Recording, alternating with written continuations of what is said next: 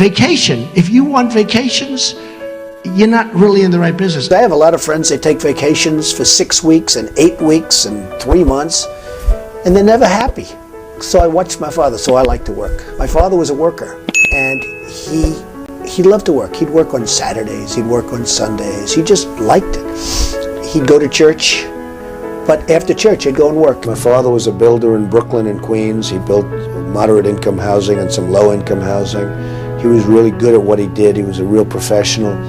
And I learned a lot just sitting at his knee, you know, listening to him from the time I grew up. And I just learned a lot about negotiating. I learned a lot about building.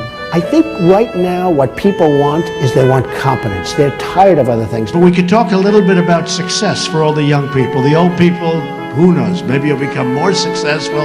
And the people are the happiest are not necessarily the people who are the wealthiest, okay? Because we're talking about success. Most people think success is measured in the form of monetary success. It's not really. But in terms of monetary success, it does make life easier. I've built a fantastic company with a fantastic worth. You don't have to worry about food and housing and education and sickness. Your doctors, you go to the best doctors, and hopefully that solves the problems. Money does not buy happiness, and it does not buy lots of other things, but it certainly makes life easier, and it really does create, it lets me create what I want to do artistically, because I'm an artist. In a certain sense, I'm an artist. I build the greatest buildings in the world. Most of my business is the building of things, and I get great artistic pride out of a great building like Trump Tower, and I put up great things. And having money and having the kind of access to money that I have allows me to do what I like to do best. The more people tell you it's not possible, that it can't be done, the more you should be absolutely determined to prove them wrong. Treat the word impossible as nothing more than motivation. But the fact is, no one has ever achieved anything significant without a chorus of critics standing on the sidelines explaining why it can't be done. Nothing is easier or more pathetic than being a critic.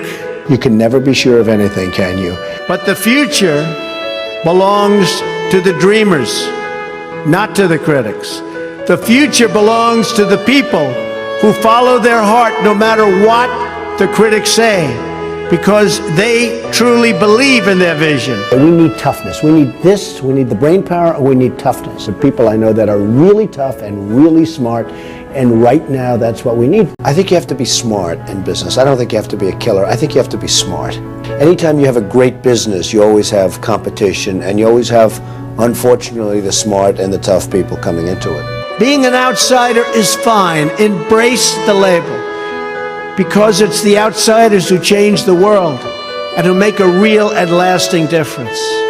The more that a broken system tells you that you're wrong, the more certain you should be that you must keep pushing ahead. If I give you one message to hold in your hearts today, it's this: never, ever give up.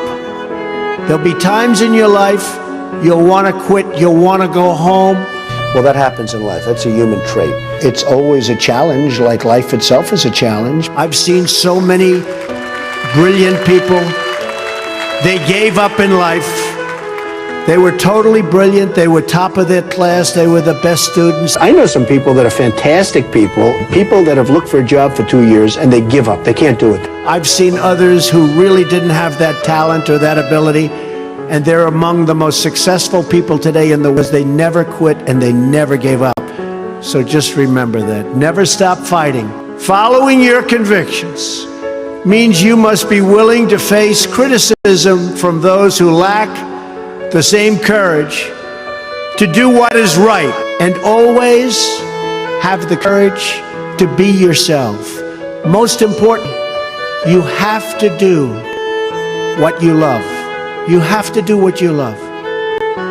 I've seen so many people, they're forced through lots of reasons to go down a path that leads them to something that they don't enjoy. You have to do what you love, or you most likely won't be very successful. In my case, I'm a very conservative person. Not as conservative perhaps as some, but I'm pretty conservative. Less important to me than deeds. I have a very high aptitude, and I think I was at the best schools and always did good. I was a good student. And I will tell you that I always told people, I'm a very smart guy.